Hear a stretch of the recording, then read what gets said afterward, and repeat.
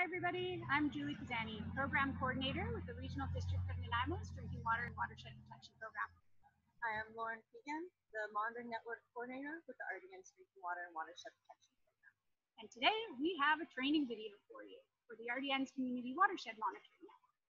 Now before we get into that, I'm going to provide a little bit of background on the RDN's Drinking Water and Watershed Protection Program. So this is a service that is region-wide, and it looks at water sustainability from the aspects of outreach and education, from the sense of science, data collection, and monitoring, and also in terms of policy advocacy and planning support. Now today, the Community Watershed Monitoring Network is the focus of this video, and we're providing a bit of a training overview for the volunteers that engage with this program. The history is we've been running the Community Watershed Monitoring Network since 2011, and it's in partnership with stewardship groups and volunteers from across the region. Also with the Ministry of Environment, who provides the sampling protocols and the analysis and support for us to run this program. We also enter the data into provincial environmental monitoring system database. So all the data that's collected by the groups are provided in this public database, publicly accessible and used for decision making. We're also thankful to partner with Mosaic Forest Management, who provide land access for some upper watershed site locations within the region. Now, amazing thing about the network is that we can cover a lot of ground. So if I hold this map up, hopefully you can see, but essentially we're looking at over 60 sites in the region, covering over 40 water courses, with more than 13 stewardship groups engaged. The sampling that's taking place is collecting data for turbidity, for dissolved oxygen, for conductivity, as well as for temperature. This is important baseline information that helps us learn more about the health of our creeks and streams. And this is going to be the 10th year of the sampling program, with some volunteers having been in it since it started in 2011. So now it's over to Lauren for site safety protocols. So your safety is first and foremost.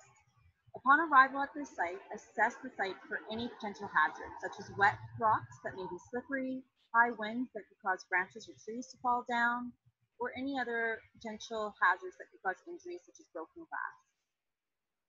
Buddy system is what we've always used with the Community Watershed Monitoring Network, and this year we will be maxing it out at 2 people per group on each given sample day. Safety vests, as well as sturdy footwear, and any other clothing or apparel that's appropriate for the weather to ensure your comfort while sampling is necessary, as well as for logging road sites, you'll have extra items in your kit, such as the Mosaic Forest Management provided hard hat, high-vis vests, and VHF radios. If you are unfamiliar with using the VHF radio, please let us know prior to sampling, and we will ensure you are trained up to use it.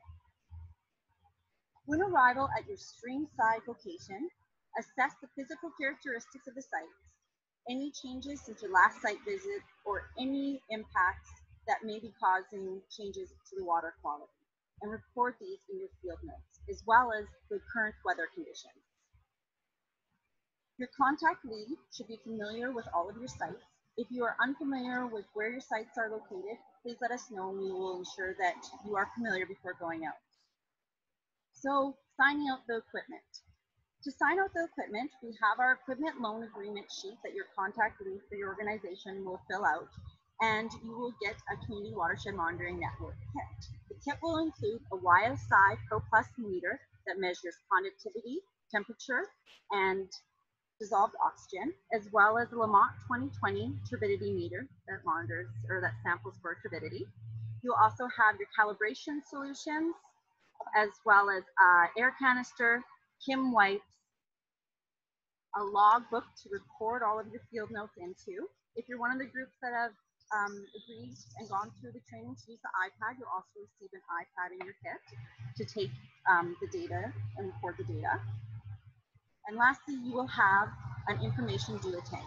In the duotang is a map of all of your sites, as well as descriptions on how to get there, and a training package that you will receive at the in-person training session.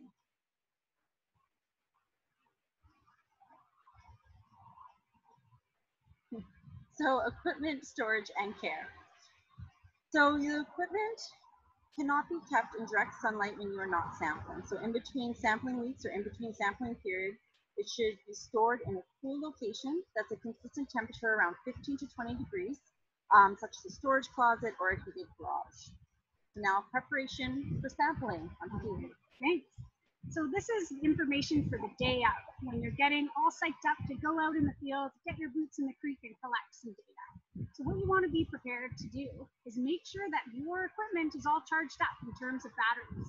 For the Lamont meter, you'll want to make sure that it's been plugged in previously so it has full battery bars. And with the YSI meter, there are replacement batteries that you can swap out if you're finding that the battery bars are low. Now, this is really important because machines perform better when they are at full charge with the batteries. And this is really important for data quality. So making sure batteries are charged is definitely something you want to do in preparation for the sample day. You'll also want to make sure you have your field logbook. You're not going to be able to memorize all those digits in your head. So make sure you have the logbook to record that information, because that's really important and the purpose of why we're going out in the field in the first place. And also, you're going to definitely want to make sure you've calibrated the equipment. This is going to be part of the in-person training session, but a key thing to remember, don't just pick up the gear and walk out the door. Make sure it's been calibrated so it's ready to perform in the field. Now, in terms of submitting your results, this is the last thing you do at the end of the season, along with returning your equipment. So this would be after the 10th day of sampling, sometime in November. You've recorded the last thing in your field logbook, and you're going to want to submit that back to us, because Lauren will be entering that information into the provincial database, and we'll be taking the equipment back to make sure everything is in working order and stored properly over the winter until the next sample season.